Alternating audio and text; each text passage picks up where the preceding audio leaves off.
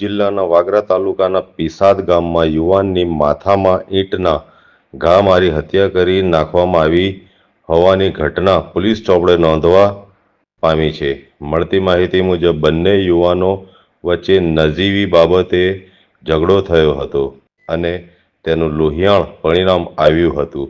ગત તારીખ 10ની રાત્રિના 11 વાગ્યાના સુમારે જ્યારે ગામ નિદ્રાધીન હતું ત્યારે મહાદેવ મંદિર પાસેના રાઠોડ ફળિયામાં સૂર્યવર્ધન ઉર્ફે સુરેશ મકવાણા અને કમલેશ મકવાણા વચ્ચે કોઈ બાબતે બોલાચાલી થઈ હતી. બંને વચ્ચે થયેલી બોલાચાલી એકદમ ઉગ્ર બની ગઈ હતી. બોલાચાલી વેળા કમલેશ રસ્તા પર પડેલી ઈંટ ઉપાડીને સૂર્યવર્ધનના માથામાં વારંવાર મારતા માથાના ભાગે ગંભીર ઈજા થતાં સૂર્યવર્ધન ઢળી પડ્યો હતો. બનાવની જાણ થતાં પરિવારજનોને સ્થળ પર દોડી આવ્યા હતા અને પોલીસને જાણ કરી હતી. પોલીસે મુદ્દેનો કબજો મેળવી વાગરા આરોગ્ય કેન્દ્ર ખાતે પીએમ અર્થ ખસેડ્યો હતો.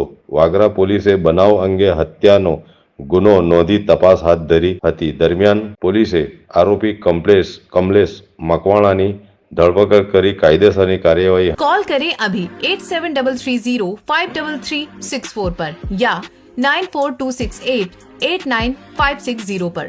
हिमालय इंटरप्राइजेज, जियो मार्ट डिजिटल भरूच,